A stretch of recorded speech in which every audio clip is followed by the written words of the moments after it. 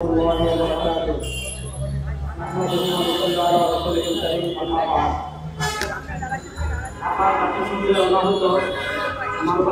কার্যালয় স্থাপন এর সিদ্ধান্ত বাতিলের দাবিতে জাতীয় উলামা মাশায়েখ আইম্মা পরিষদের উদ্যোগে আহত আজকের এই মানববন্ধনে প্রচণ্ড বৃষ্টির মাঝে যারা উপস্থিত হয়েছেন তাদেরকে আমাদের মিডিয়ার সাংবাদিক ভাইদের সকলকে জাতীয় উলামা মাশায়েখ আইম্মা পরিষদের পক্ষ থেকে আমরা আন্তরিক মোবারকবাদ জানাচ্ছি।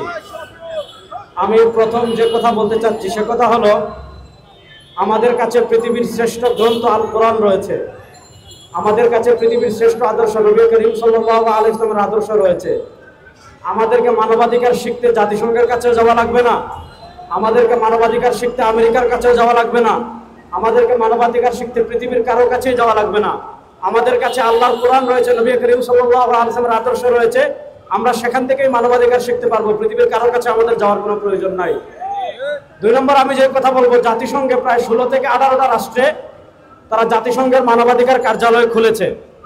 প্রশ্ন হলো, জাতিসংঘ আসলে মানবাধিকার বলতে কি বোঝায়? জাতিসংঘ যেখানে মানবাধিকারের কার্যালয় খুলে সেখানে তারা সমকামিতাকে মানুষের মানবাধিকার মনে করে, সেখানে তারা এলজিবিটি বিকৃত যৌনাচারকে তারা মানবাধিকার মনে করে।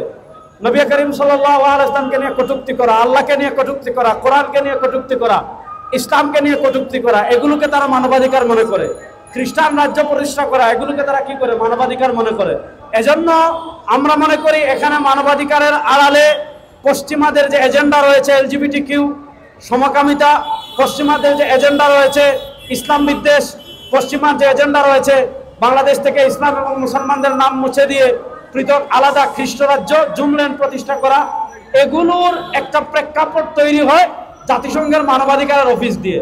নচেত আপনি খুব সহজ করে দেখেন, বাংলাদেশের মানবাধিকার নিয়ে যদি জাতিসংঘের এত চিন্তা থাকতো তাহলে গত 16 বছর যখন ফ্যাসিস্ট আওয়ামী লীগ বাংলাদেশের রাষ্ট্র ক্ষমতায় ছিল, যখন স্বৈরাচার বাংলাদেশের রাষ্ট্র ক্ষমতায় ছিল, যখন পদে পদে পদে পদে মানুষের মানবাধিকার লঙ্ঘিত হয়েছিল, তখন মানবাধিকারের কোনো কথা তাদেরকে বলতে দেখলাম না, তখন তাদেরকে মানবাধিকারের পক্ষে কোনো আওয়াজ তুলতে দেখলাম না, তখন তাদেরকে মানবাধিকারের কোনো অফিস খুলতে দেখলাম না। দুই নম্বর হলো, এখন পৃথিবীতে সবচেয়ে বেশি মানবাধিকার লঙ্ঘন হচ্ছে যে জায়গায়, সে জায়গার নাম হলো গাজা, সে জায়গার নাম হলো রাফা, সে জায়গার নাম হলো ফিলিস্তিন। প্রশ্ন হলো, তাদের বাংলাদেশের মানবাধিকার নিয়ে এত চিন্তা, ফিলিস্তিন নিয়ে তাদের কোনো চিন্তা নাই, গাজা নিয়ে তাদের কোনো চিন্তা নাই, রাফা নিয়ে তাদের কোনো চিন্তা নাই, ইয়ামান নিয়ে তাদের কোনো চিন্তা নাই, ইরান নিয়ে তাদের কোনো চিন্তা নাই। পৃথিবীর যে ভূখণ্ডে মুসলমানরা নির্যাতিত হয় সেখানে তাদের মানবাধিকার নিয়ে কোনো চিন্তা নাই। বাংলাদেশে তো আমরা ভালো আছি আলহামদুলিল্লাহ, বাংলাদেশের যুবকরা ফ্যাসিবাদকে তাড়িয়েছে। এখন তারা মানবাধিকারের অফিস কেন করতে চাচ্ছে? মূলত মানবাধিকারের আড়ালে ওই পশ্চিমাদের যে সমকামিতা এজেন্ডা রয়েছে এবং এলজিবিটি যেটা রয়েছে সেটা তারা আমাদের দেশে প্রতিষ্ঠা করতে চাচ্ছে। হিসাব অত্যন্ত সহজ, বাংলাদেশের মুসলমানদের এক ফুটা রক্ত যদি শরীরে থাকে, আমরা জীবিত থাকবো বাংলাদেশে, আপনারা সমকামিতা প্রতিষ্ঠা করবেন, এটা কখনো সম্ভব হবে না ইনশাআল্লাহ। আমরা তো ভালো আছি, এটার জন্য যদি যুদ্ধ করতে প্রয়োজন হয় আমরা যুদ্ধ করার জন্য প্রস্তুত আছি ইনশাআল্লাহ। তারপরে আমরা বাংলাদেশের সমকামিতা প্রতিষ্ঠা হতে দেব না ইনশাআল্লাহ। সর্বশেষ আমি যে কথা বলতে চাচ্ছি, আমরা আমাদের মানচিত্রকে অনেক ভালোবাসি, আমরা আমাদের দেশকে অনেক ভালোবাসি। অন্তর্বর্তীকালীন সরকারকে বাংলাদেশের রাষ্ট্র ক্ষমতায় দেওয়া হয়েছে সংস্কার করার জন্য। আমরা দেখেছি তারা রাষ্ট্র ক্ষমতা গ্রহণ করার 1 বছরের মতো হয়ে যাচ্ছে, এখনো তারা ফ্যাসিবাদের বিচার করতে পারেন নাই, ফ্যাসিবাদের দূষকদের বিচার করতে পারেন নাই, এখনো জুলাই সনদ দিতে পারেন নাই, এখনো দলগতভাবে আওয়ামী লীগকে নিষিদ্ধ করতে পারেন নাই, এখনো ফ্যাসিবাদের দালাল যারা আছে তাদেরকে গ্রেফতার করতে পারেন নাই। এখনো আমরা দেখেছি জুলাই সনদকে মানুষের আবেগ বলা হচ্ছে, এখনো আমরা দেখছি বাংলাদেশের মানুষের আবেগকে মব বলা হচ্ছে, এখনো আমরা দেখছি জুলাই শহীদদেরকে অবজ্ঞা করা হচ্ছে, জুলাইয়ের গণ অভ্যুত্থানকে অবজ্ঞা করা হচ্ছে। অন্তর্বর্তীকালীন সরকারকে আমরা অনুরোধ করব, আপনার প্রয়োজনীয় রাষ্ট্র সংস্কার করেন, সেটার পক্ষে আমরা আছি, সেটার সমর্থন আমরা শুরু থেকে দিয়েছি, এখনো দিচ্ছি, সামনে দেব।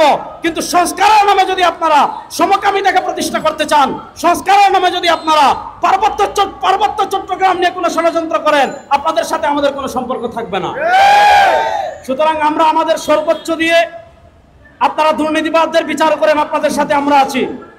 আপনারা যারা পতিত স্বৈরাচারের দালাল আছে তাদের বিচার করেন, আমরা আছি। আপনারা ফ্যাসিস্টদের বিচার করেন, আমরা আছি। ফ্যাসিস্টদের আমলে যারা রাষ্ট্রের হাজার হাজার কোটি টাকা বিদেশে পাচার করেছে তাদের বিচার করেন, তাদের আমরা পক্ষে আছি। বাংলাদেশে যারা গত 15 বছর ফেসিবাদ দীর্ঘ হতে রাষ্ট্রের বিভিন্ন মেকানিজমে যারা অংশগ্রহণ করেছে, যারা ফেসিবাদকে এই দেশে দীর্ঘ করেছে, তাদের বিরুদ্ধে আপনারা রুখে দাঁড়ান, মৌলিক সংস্কার করেন, আমরা আপনাদের সাথে থাকব। কিন্তু সংস্কারের নামে এদেশের মানুষের 92% মানুষের ধর্মীয় আবেগের বাহিরে গিয়ে, মানুষের ধর্মীয় অনুভূতিকে আঘাত করবেন না, মানুষের ধর্মীয় অনুভূতির বাহিরে গিয়ে কোনো কিছু বাস্তবায়ন করার চেষ্টা করবেন না। কোনো কিছু বাস্তবায়ন করার চেষ্টা যদি করেন, ফ্যাসিস্ট আওয়ামী লীগের যে পতন হয়েছে, তারা ইসলামের বিরুদ্ধে ষড়যন্ত্র করেছে, এদেশের সংখ্যাগরিষ্ঠ মানুষের ধর্মীয় অনুভূতির বিরুদ্ধে ষড়যন্ত্র করেছে, তারাও পারে নাই। এখনো যারা ষড়যন্ত্র করবে তারাও পারবে না, সামনে যারা ষড়যন্ত্র করবে তারাও পারবে না ইনশাআল্লাহ। সুতরাং আমাদের শেষ কথা এটা, দয়া করে জাতিসংঘের মানবাধিকারের অফিস খুলে এই দেশকে আমরা পাকিস্তানি হানাদার বাহিনীর থেকে দীর্ঘ লড়াই এবং সংগ্রাম, অনেক শহীদের বিনিময় আমরা এই মানচিত্র পেয়েছি। এই মানচিত্রের উপর আঘাত আসুক, স্বাধীনতার উপর আঘাত আসুক, ইসলামের উপর আঘাত আসুক, আমরা এটা কোনোভাবেই চাই না। সুতরাং আইন উপদেষ্টা আসিফ নজরুল সাহেব যে বক্তব্য দিয়েছেন, যে সিদ্ধান্ত হয়েছে জাতিসংঘের অফিস খোলা হবে, আপনারা এই সিদ্ধান্ত দ্রুত প্রত্যাহার করবেন। যদি এই সিদ্ধান্ত দ্রুত প্রত্যাহার না করেন, ইসলামী আন্দোলন বাংলাদেশ, জাতীয় উলামা মাশায়েখ আইম্মা পরিষদ, আমাদের মূল সংগঠন এবং আমরা এইটা বন্ধ করার জন্য যা কিছু করার প্রয়োজন সবকিছু করার জন্য আমরা প্রস্তুত আছি ইনশাআল্লাহ। আল্লাহ তাআলা এই কষ্টে, প্রচন্ড বৃষ্টির ভিতর কষ্ট করে যারা এসেছেন সকলকে আবার ধন্যবাদ জানিয়ে আমার সংক্ষিপ্ত বক্তব্য শেষ